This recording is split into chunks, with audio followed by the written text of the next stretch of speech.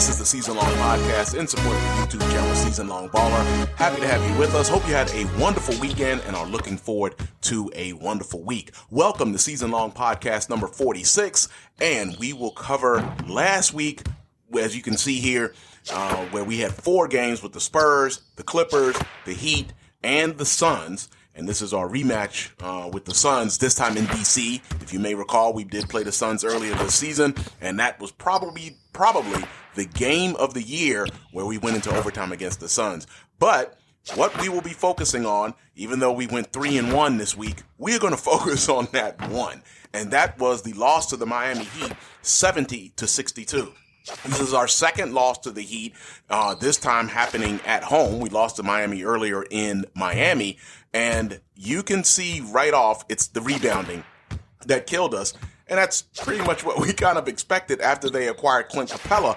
But there was one difference to what they did with Capella that surprised me a little bit. But looking at some of the overall stats here, you see the Heat didn't exactly light us up. They shot 43% from the field, but we only shot 38% and then shot 30% from deep, while the Heat were slightly better, shooting 32%, but they had more free throws than we did, going 11 out of 14, and the main difference on the glass. They killed us on the boards. Again, something that we kind of expected. So, starting off with Bam Adebayo, he led the team with in rebounds with 12, and he was 7 out of 10 from the field. You'll notice that Tyler Hero was only 3 out of 10. Jason Richardson, 3 out of 12. And then look at Jimmy Butler.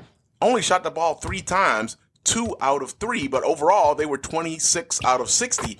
And of course, we only scored 6 points in the first quarter. Now, Adebayo had 12 rebounds and 16 points. But Clint Capella had only 3 points, but notice the 9 rebounds, almost going for double rebounds himself, and he was only 1 out of 3 from the field. But here was the surprise. I expected after they made the deal for Duncan Robinson, they sent Duncan Robinson to Atlanta, and Capella came to the Heat.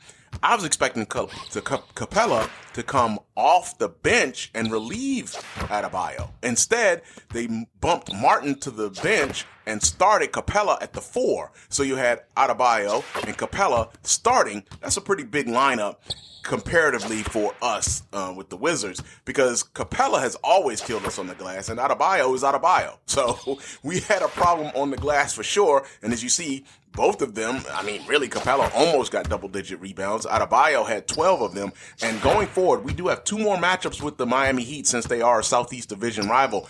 This is probably going to be a problem. Now, we didn't counter by putting Daniel Gafford in at the 4 and maybe moving Kuzma down to the 3 and Avdia to the bench. But if we see the Heat in the playoffs, maybe that's a move if we keep getting killed on the glass. However, we're going to have to shoot better than we did in this game. You'll notice Jordan Poole was only 3 out of 8. I was only 10 out of 21 and 6 out of 13 from deep, so that's not horrible, but I'm the only one that was in double digits.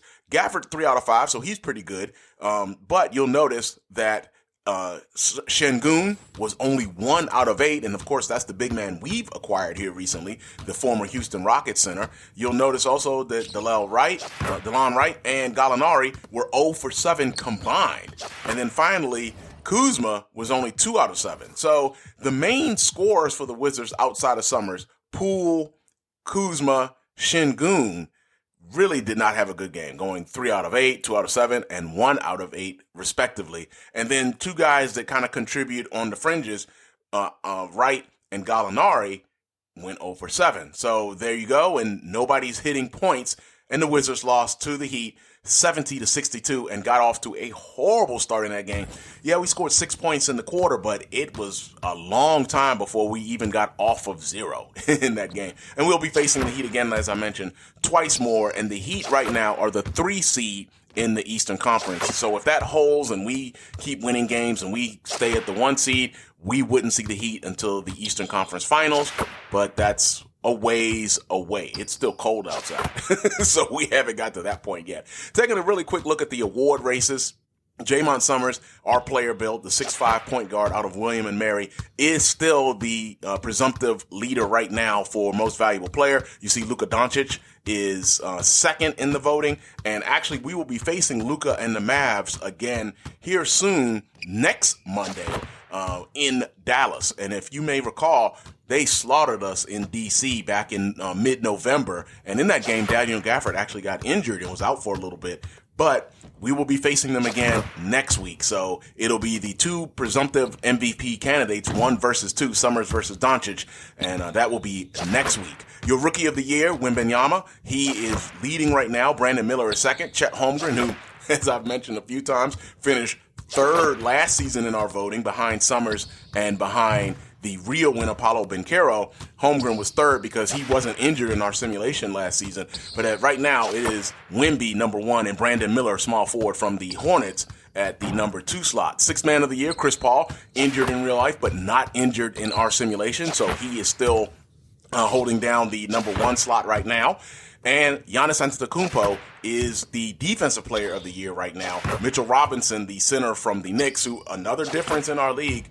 Robinson is not injured in our league, but of course he is out for the season, or maybe towards the really late season they're talking about. Maybe he'll be able to come back, but he is out for the Knicks in real life. But in our simulation, he is playing, and right now he is the runner-up for defensive player of the year behind Greek Freak. So we'll see if that gap closes any.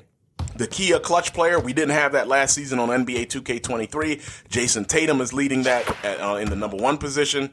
And interestingly, his teammate Jaylen Brown is number 2. So how do you like that? 2 Celtics leading leading that particular category. Now, notice February 8th is highlighted here. That is the trade deadline. So that is coming up later this week on Thursday. So we will keep our eyes peeled for that one. And we will be facing the Cavaliers on the 7th on Wednesday. But just wanted to mention a couple of deals that we did reject before we got to the, as we head closer to the deadline.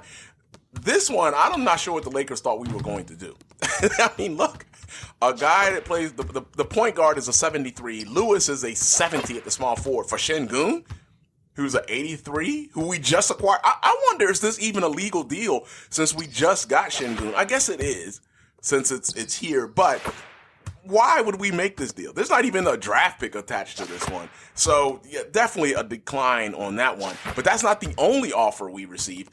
Our rivals right now, the Miami Heat, also stepped up and wanted to offer us a deal. Now, this one's a little bit different, is a little bit better. Clint Capella, who, I mean, you could say is a wizard killer.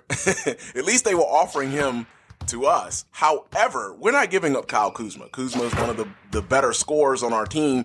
You're taking away a guy who can actually shoot, can score pretty much, and we need that. Someone else has to score outside of us. So we rejected this deal as well, even though I would like Capella, but we don't need Capella, Şengün, and Gafford. That's a little bit much, but I guess you could make the argument that it would weaken the Heat too, but I don't know. That makes the Heat more versatile if you give them Kuzma. Regardless, we rejected this deal. So taking a look at some of the deals that have affected us throughout the season in our simulation, starting off with, Clint Capella and the Duncan Robinson deal. Capella going from the Hawks to the Heat, and Robinson going from the Heat to the Hawks. I'm still kind of flabbergasted by this deal. I don't know why the Hawks would make this deal, since Capella always was killing us on the glass, and you made yourselves smaller, basically, and us, a little bit easier for us to handle the Hawks, who have been my nemesis since we've been playing here on Season Long Baller.